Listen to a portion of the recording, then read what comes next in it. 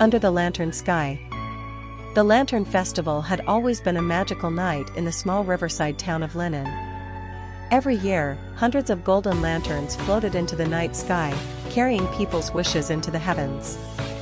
For Min, it was just another tradition, beautiful, yes, but never personal. That was, until the night he met Lean. It happened by the riverbank, where the air smelled faintly of jasmine and grilled sweet potatoes from the street vendors.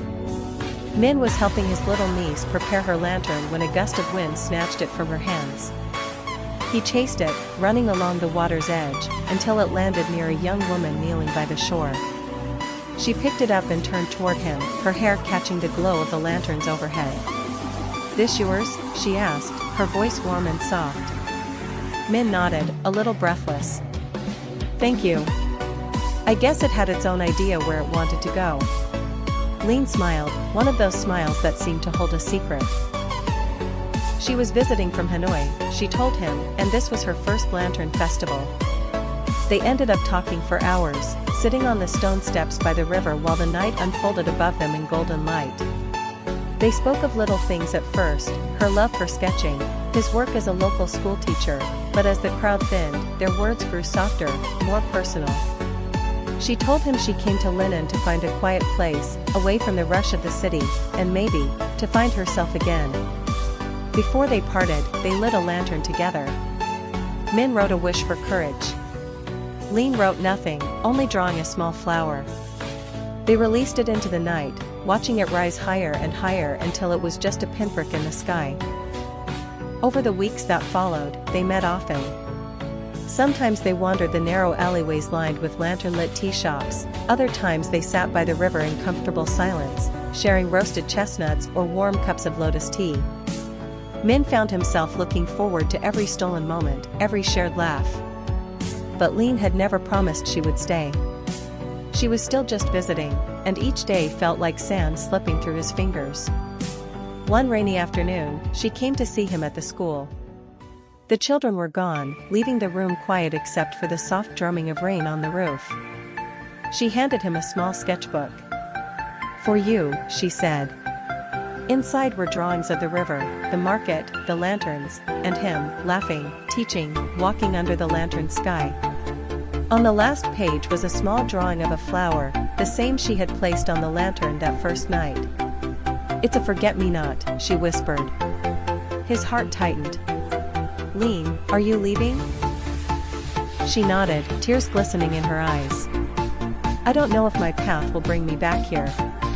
But you've been my quiet place." He wanted to ask her to stay, but something in her gaze told him she needed to go. Instead, he took her hand, holding it as though it could anchor her to him just a little longer. Months passed. The Lantern Festival came again, and Min stood by the river alone, his niece tugging at his sleeve. He lit a lantern, drawing the same small flower on it. As it drifted upward, he whispered into the wind, "Wherever you are, I hope you found what you were looking for." And then, just as the lantern became a speck in the distance, he saw her. Standing by the shore, holding a lantern of her own, smiling the same secret smile. "I came back," she said simply. The night sky was alive with golden light, but for Min, the only thing he saw was her. Cherry blossom, beneath the moonlit bridge, cherry blossom. The night was painted in silver. The moon hung high above the quiet river, its reflection rippling softly in the water. The old stone bridge stood in the heart of the town like a timeless guardian of countless stories, of laughter, of secrets, of love. It was here, under the lantern-lit path of that bridge, that Emily first met Adrian. She was a painter, with paint-stained fingers and a sketchbook always tucked under her arm. He was a violinist, his music flowing through the streets like whispers of a dream. That evening, she had been sitting on the bridge, trying to capture the way moonlight danced on the water. He appeared from the shadows, violin case in hand, and asked softly, "Would you mind if I played while you paint?" She looked up, surprised, but smiled. "Only if you don't mind me stealing inspiration from your music." And so it began. Every Friday night, they met on that bridge. She painted, he played. She never asked where he came from, and he never asked why she always wore a faded blue scarf no matter the season. There was a quiet understanding between them, a rhythm that needed no words. Over time, their conversations grew longer. He told her how music had saved him from the weight of loneliness. She shared how painting had been her way of keeping her mother's memory alive. Yet neither dared to speak the one truth that hung between them like an unplayed note: they were falling in love. One autumn evening, the air crisp with the scent of falling leaves, Adrian brought a small box. Inside was a silver pendant in the shape of a crescent moon. "For you," he said, his voice almost breaking. "So you'll remember the nights we shared here, even if one day I can't be with you." Her heart skipped. "What do you mean?" Adrian hesitated. His father was moving overseas for work, and Adrian had no choice but to follow. He would be leaving in 2 weeks. The words felt like the wind had been knocked from her lungs. That night, they didn't speak much. She painted his silhouette against the river, and he played his most tender melody, one that seemed to ache with both love and farewell. The final Friday came. She stood on the bridge, clutching the moon pendant. Adrian arrived, but instead of his violin, he brought a folded letter. "I can't play tonight," he whispered. "If I do, I won't be able to walk away." Her eyes filled with tears. She took his hand and placed the pendant back in his palm. "Then don't walk away. Stay." But life isn't always a song you can choose the ending to. They hugged under the moonlight, their breaths mingling in the cold night air. No promises were made. Only the memory of music and painted skies would remain. Years passed. The bridge grew older, but still stood. One spring night, Emily returned, her hair touched with silver, her scarf still blue. She set up her easel just as she had all those years ago. Then, faint but certain, she heard the sound of a violin. She turned. Adrian was there, older, but with the same gentle eyes.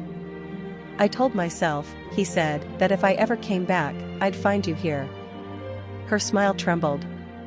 "And I told myself that if I heard your music again, I'd never let you go." Under the moonlit bridge, they began again, as if no time had passed, as if the years had only been a long pause in their song. And this time, they played it to the end. Under the starlit bridge. It was late autumn in the quiet riverside town of Belmere. The air smelled faintly of rain, and leaves swirled lazily across cobblestone streets. Every evening, as the sun dipped low and the first stars appeared, Eleanor found herself walking toward the old stone bridge, the one that curved gracefully over the Silverbrook River. It had become her ritual, though she never fully admitted to herself why. Perhaps it was the peaceful sound of water flowing beneath her feet, or the way the lanterns along the path glowed like small suns in the dark. Or maybe, it was because she hoped she might see him again. Liam. They had met here, by chance, exactly 1 year ago. She had been sketching the bridge from the riverbank when he appeared, his guitar slung over his shoulder, asking if she minded a bit of music. She had said yes, and he'd sat beside her, strumming softly, as if his notes were meant to fill the spaces her pencil couldn't. They'd talked until the moon rose high, about art and music and the strange comfort of solitude. But life, as it often does, pulled them apart. Liam had left for the city to chase his dream of playing in grand theaters. Eleanor had stayed, her world tied to this small town. They exchanged letters for a while, pages filled with words neither of them dared to speak aloud, until the letters stopped. She told herself he had moved on. Still, every evening, she walked to the bridge. Just in case. Tonight, the river shimmered with starlight, and the air was sharp with the promise of winter. Eleanor stood at the center of the bridge, leaning on the cool stone rail, her scarf fluttering in the breeze. That was when she heard it, faint at first, like a memory. Music. She turned, and there he was. Liam stood at the far end of the bridge, his guitar in hand, wearing the same crooked smile that had once made her forget her own name. "I wasn't sure you'd still come here," he said, walking toward her. "I wasn't sure you'd come back," she replied, her voice trembling.